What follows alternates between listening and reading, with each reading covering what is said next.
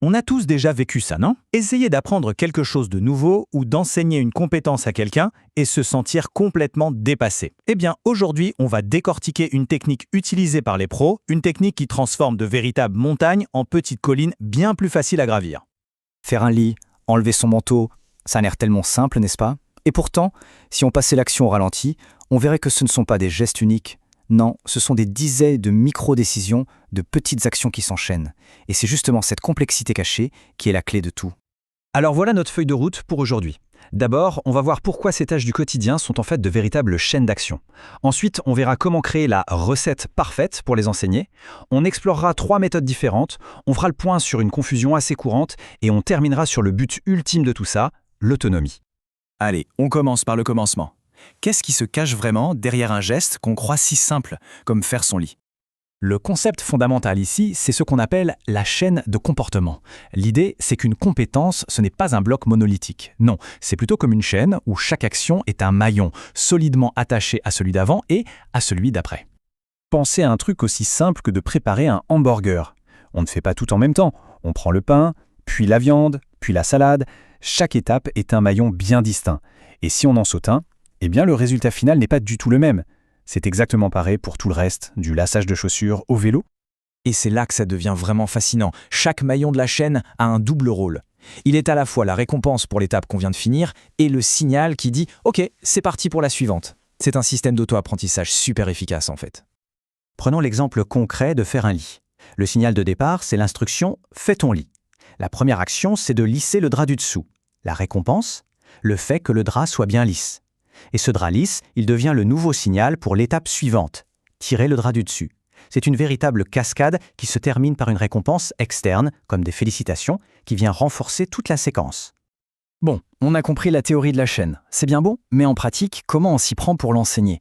Eh bien, la toute première étape, c'est de créer un plan, une véritable carte routière. Et ça s'appelle l'analyse de tâches. L'analyse de tâches, pour faire simple, c'est la recette de cuisine de la compétence. On prend un plat qui a l'air compliqué, comme se brosser les dents, et on écrit chaque ingrédient, chaque micro-étape, dans le bon ordre, pour être absolument sûr de ne rien oublier. Et pour rédiger cette recette, on se transforme un peu en détective. D'abord, on fait la tâche soi-même, en notant absolument chaque détail. Ensuite, on observe comment 2 ou 3 autres personnes font. On compare les notes, on ajuste, on affine, et surtout, on adapte la séquence finale pour qu'elle soit parfaitement adaptée à la personne qui apprend. Une fois qu'on a notre plan, notre fameuse recette, on peut enfin commencer à cuisiner. Et pour ça, on a une super boîte à outils avec 3 techniques d'enseignement bien spécifiques. On a donc l'enchaînement progressif, l'enchaînement à rebours et l'enchaînement total. Les noms peuvent paraître un peu techniques, mais vous allez voir, l'idée derrière chacune de ces méthodes est en fait très intuitive. L'enchaînement progressif, c'est la méthode la plus logique, on va dire. On commence par le début. L'apprenant apprend à maîtriser parfaitement la toute première étape. Une fois que c'est acquis, on ajoute la deuxième, puis la troisième. On construit la chaîne, maillon après maillon, en partant du début. Cet exemple pour le brossage de dents l'illustre parfaitement. Au premier essai, l'apprenant ne fait que la toute première étape. C'est l'instructeur qui fait tout le reste. Une fois que l'étape 1 est maîtrisée, hop, l'apprenant en fait 2, puis 3. On augmente progressivement sa part de responsabilité dans la tâche. La deuxième méthode, c'est l'enchaînement à rebours. Et là, c'est un peu contre-intuitif. On commence par la fin. L'instructeur fait tout, sauf la toute dernière petite étape. L'intérêt, il est énorme. L'apprenant ressent immédiatement le succès, la satisfaction d'avoir terminé la tâche.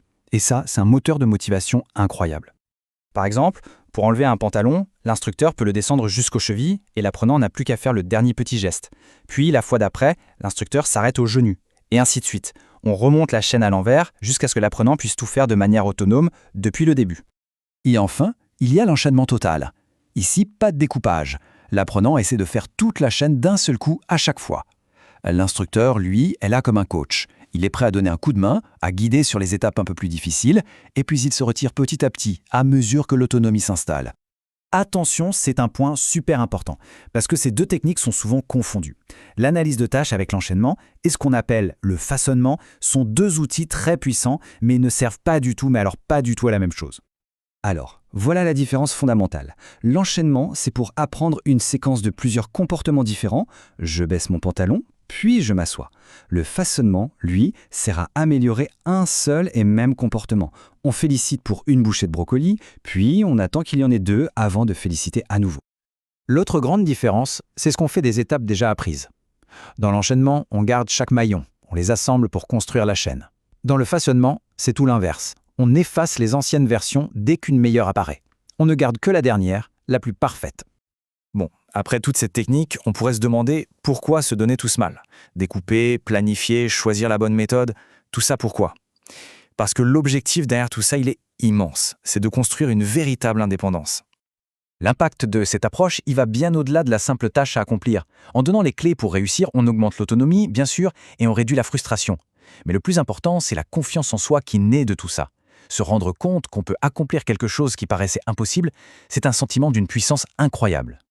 Et le plus beau dans tout ça, c'est que ce progrès, il n'est pas abstrait. Il est visible, mesurable. On peut littéralement voir, jour après jour, la barre de l'autonomie qui grimpe. C'est une source de motivation énorme, autant pour la personne qui apprend que pour celle qui enseigne. C'est la preuve tangible que ça fonctionne.